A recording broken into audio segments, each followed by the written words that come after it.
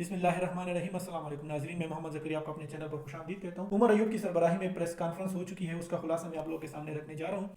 उससे पहले मुज़ाकरात के हवाले से बताता चलूँ कि मुज़ाकरात का सेकंड राउंड 2 जनवरी को मुनक्किद हो चुका है। इमरान खान और हुकूमत दोनों मुज़ाकरात के हक में है, लेकिन इसके साथ साथ दोनों जो है वो अपनी तरफ से एक दूसरे को प्रेशराइज करने के लिए जो है वो पॉलिटिकल टैक्टिक्स भी जो है वो खेल रहे हैं। इमरान खान जो है वो एक तरफ जो है वो मुज़ाकरात के हक में है, लेकिन दूसरी तरफ उसने सिविल नाफरमानी की कॉल मुअख्खर नहीं की।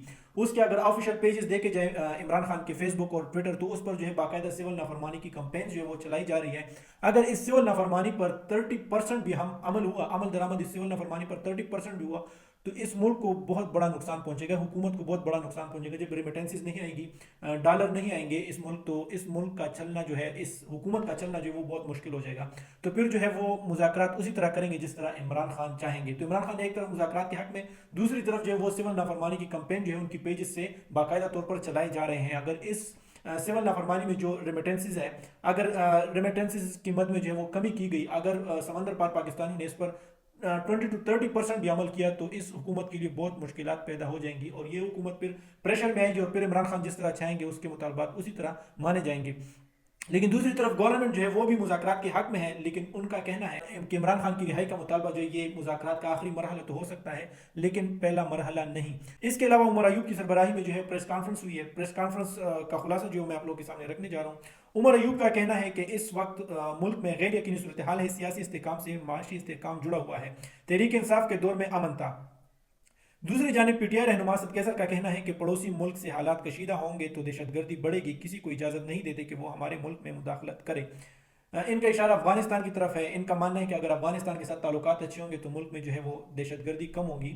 असद कैसर ने कहा कि अमन के लिए एक दूसरे का साथ देना चाहिए। हमारे दौर में पाक अफगान ट्रेड हुई, चाहता हूँ अमन को फ़रोग दिया जाए।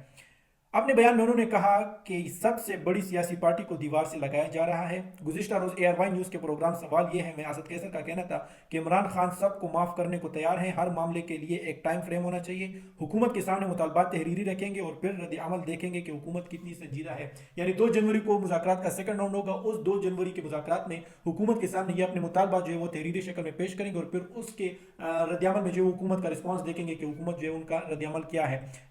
PTI का कहना है कि अगर हुकूमत का रद्द अमल अच्छा होगा तो हम फिर इमरान खान जो वो सिविल नाफरमानी का कॉल जो वो मुअख्खर भी कर सकते हैं।